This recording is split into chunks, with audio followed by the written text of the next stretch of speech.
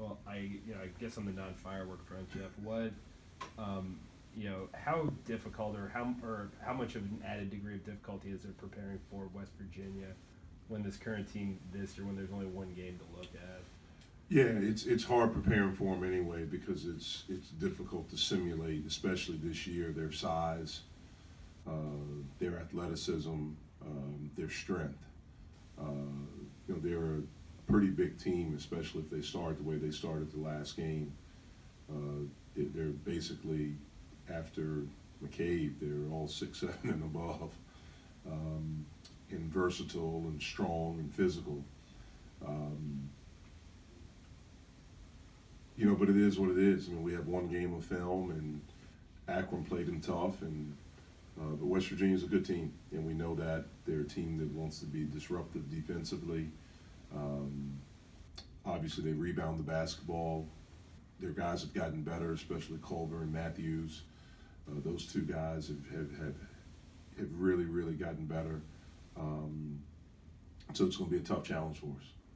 You talk about their size. Do you feel like Terrell is looking forward to this after playing well in the first 3 games? I'm sure he's looking forward. I think he's looking forward for every opportunity to play. I mean, he's done some good things in our first 3 games, and we need him to continue to do that, especially against this opponent. Jeff, you had talked earlier about how it's really hard to simulate what they do, but especially for ball handlers like X and Trey, how valuable, even though it can be against a different team with some different players, how potentially valuable is that experience of having played them last year and having some level of familiarity? I think that helps. I also think playing Florida State early helps. Obviously, they have size, they have athleticism, and they defend the ball screen a certain way, which we anticipate. I anticipate West Virginia doing that, and so hopefully we can utilize some of the things that we've learned even from this year to help us in our preparation and to be ready to attack them. There's lots of teams with size. Is West Virginia kind of unique in that they have big guys that are physical and aggressive? Big guys that are physical, that are aggressive, but also that are versatile. Like you take a guy like Matthews, he can really play all the positions in college, and so that's difficult, to prepare for. We don't have a guy like that yet. But certainly those big guys inside with Culver and Big Oscar,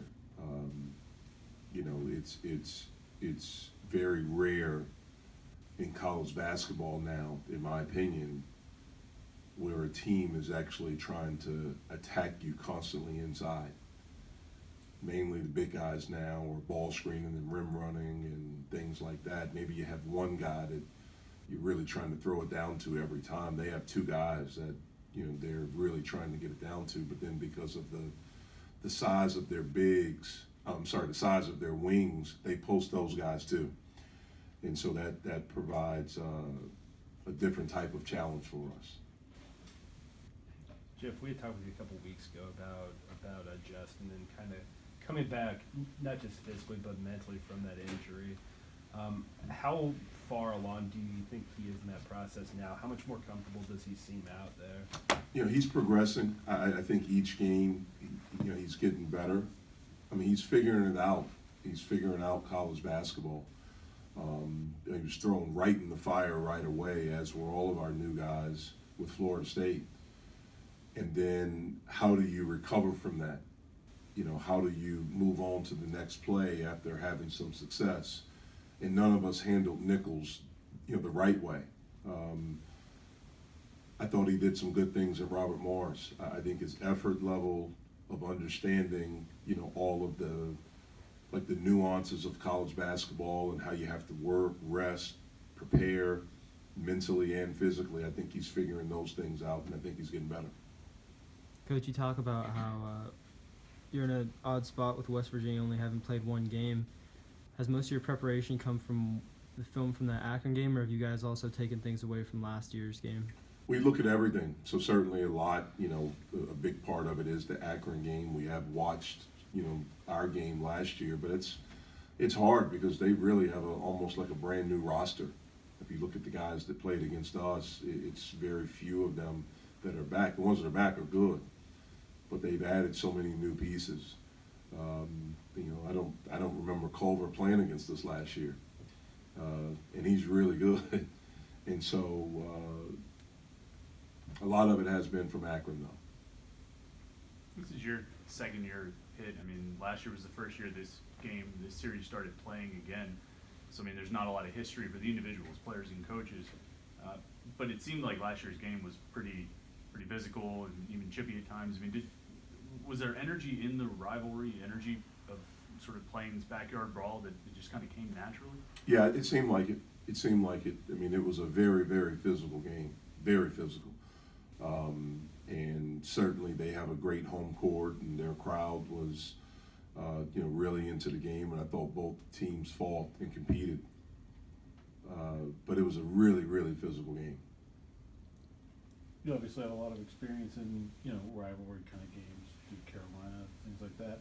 Well, is this game different because it's not a conference game anymore? It comes early in the year. It doesn't quite mean as much. I mean, for the end result of the team's seasons, does it make it different, in your opinion?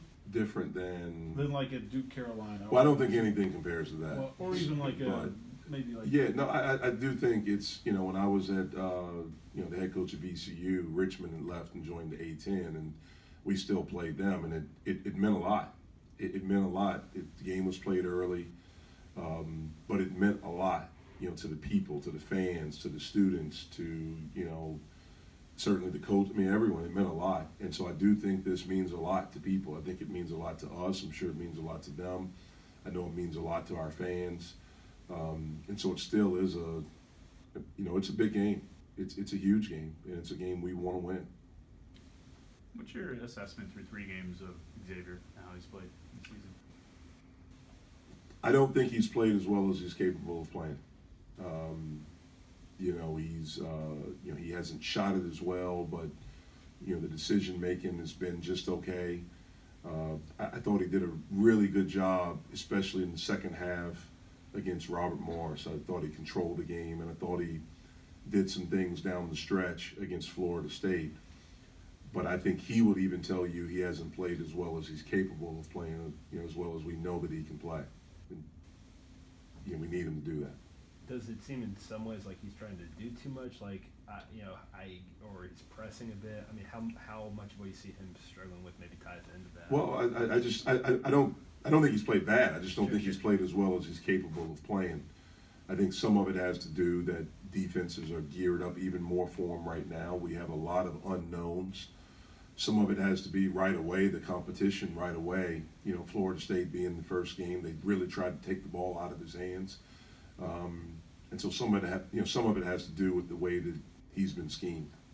When a young player like him is coming off the season that he had, with all the accolades and even externally with some NBA talk, how do you approach a guy like that more from a mental standpoint, or are you a little more hands off? No, everyone has to stay in the moment. That's the bottom line. You can't get caught up in the noise, and you can't start. And I'm not saying he's doing it, but no player can get caught up in the noise or thinking that you've arrived, because the moment that happens, you're beat. Because the thing that you have, Xavier has, all of our guys, is that you have hunger. And if you allow that to be gone, then you're not as good, because it's one of the things that made him really good, that has made him really good, is that he had this hunger just to go after you, to go after everyone, wasn't afraid of anything, and things like that. And so sometimes with young people especially, if you have some success and people are saying things about you, you have something, some form of success, then, maybe it can make you soft. I'm not saying that's happened with him, but I've seen it happen before, and it's our job to make sure that doesn't happen with any of our guys. I guess is that something that's a little tougher to kind of guard against now with like social media and the prevalence of all that? It's certainly tougher than it was back when I played, because the noise is even louder now. There's so many different ways that young people now can access information. And as much as you tell them, don't pay attention to it, that's what they've grown up with. And they look at mentions. They look and see, and it affects them, what people say. It's hard for me at times to understand as an adult, but I think it even affects adults. And so it is a different, it is different. It's very different, but you have to be able to adapt and adjust and be able to communicate and get young people to understand that they need to be in our moment and listen to the voice inside of our locker room.